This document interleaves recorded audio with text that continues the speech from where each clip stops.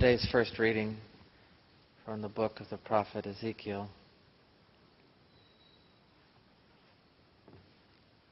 The Lord, through Ezekiel, talks to his people and makes it clear to them that each man is responsible for his own actions. He recites this proverb that was known in Israel: fathers have eaten green grapes, and thus their children's teeth are on edge. And so the idea was that if a father committed a sin, that the children, the sons, were to receive the consequences of that sin. And we know that in the Old Testament that did happen, even by the designs of God. For example, when David sinned by committing adultery with Bathsheba and then killing her husband Uriah, God proclaimed a sentence on David, but because David repented, it was transferred to his son. And it was his son, conceived by Bathsheba, that died. And we know in other times in sacred scripture, God punished generations for the sins of fathers. And yet here he's saying, well, no, it's not the sons and the descendants that are responsible for your actions. You're responsible for your actions, and they're responsible for theirs. There's a sense in which both of these things are true. Each man is responsible for his own actions, and God will judge each of us individually, and ultimately our own choices determine our fate, and they don't determine the fate of those who come after us. So there is that individual responsibility that each one of us has.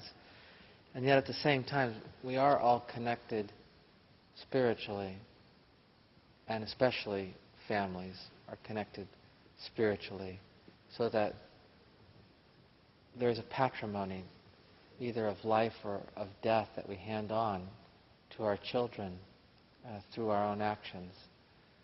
And while the responsibility for the father's choices is not transferred on to the sons, very often the consequences of bad choices of parents are passed on to their children. And so we either pass on a patrimony of life or a patrimony of death. And it's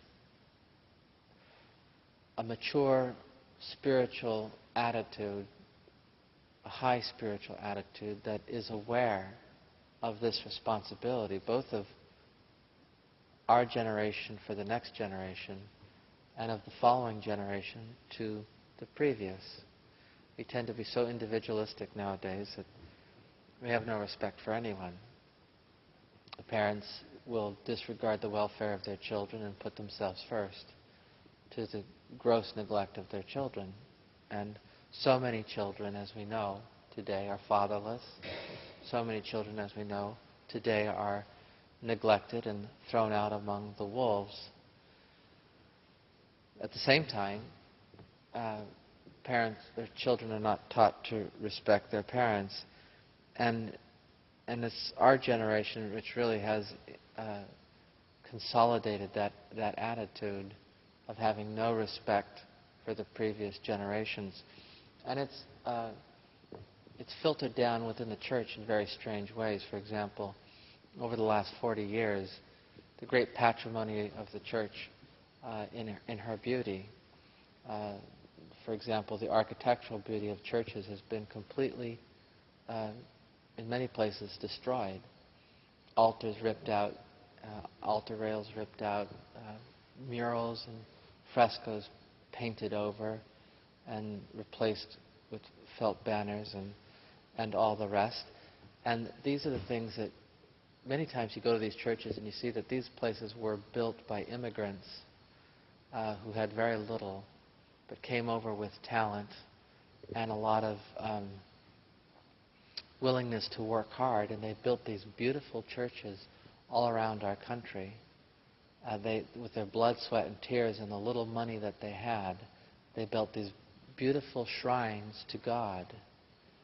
And then some years later, some 50 years later perhaps, or longer, people came in, and because there were a few liturgical changes, decided just to rip the whole thing apart and just completely disregard the patrimony that had been handed on to them. And while that's an ecclesiastical reality, I think sometimes it represents the way we feel disconnected from our responsibility to one another. And that is something that really needs to change. There needs to be a sense of responsibility of parents for their children, and a sense of responsibility and respect of children to their parents. And that should be carried over into our ecclesiastical and liturgical life. And by living that way in the liturgy, in the holy sacrifice of the Mass, we should go back out into our families and recognize that as well. Fathers, parents should be handing on a patrimony of excellence to their children, trying to give them something better than they themselves had themselves. And people understand this because many parents grow up poor, and then they become successful, and they want to send their kids to college and make sure that they have money set away for them for when they get married, and they'll work their tails off, taking 2 jobs or whatever, working 60, 80 hours a week to be able to do that, which is fine in and of itself, as long as we don't neglect the responsibility to hand on a patrimony of moral excellence to our children, of spiritual excellence to our children. And then, of course, we should be trying to teach children to be grateful for these things and not take it for granted, like we should have everything handed to us on a plate. We need to have a sense of responsibility. Today we celebrate the memorial of St. Stephen of Hungary, who was a man who received Christianity from his father. His father was just recently baptized when St. Stephen was born, and son St. Stephen became basically the king at a very young age, or in a country which was just recently brought into Christianity. It was actually a very pretty barbarian, uncivilized people that Stephen became the king of, and he Christianized that nation. He sent his legates to Rome with his proposals for bishops and asked the Holy Father to give him bishops and to confirm his ideas about the way the church should be structured in Hungary. And he brought civilization to his people, and he brought a high degree of moral excellence. He encouraged the people to live a Christian life, and he took care of the poor. He disciplined those who were wayward, but he was basically a gentle king. And he handed on this patrimony to his son. We read in the Office of Readings of Friars the letter of St. Stephen to his son, talking to him about how a Christian king should behave. Unfortunately, St. Stephen's son was killed in a hunting accident before even St. Stephen had died, and he had only one son, and so his direct line ended with himself.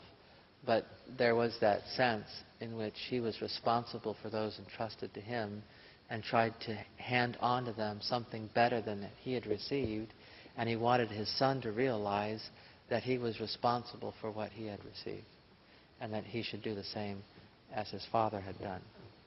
We need to do this as well in this age which is so individualistic and self-centered, especially when it comes to the faith. We are responsible for those who come after us, and we need to hand on the faith to them, and something better than we have received, especially a moral excellence, and hand on to our children the sense that they are a responsibility to take what they have received and also make it better, and have respect for their forefathers, have respect for the traditions and the moral excellence that has been handed on to us. Most especially, we do this when we respect the Church, when we believe all that she teaches, and when we respect her sacraments, and when we bring ourselves here in reverence before God's altar.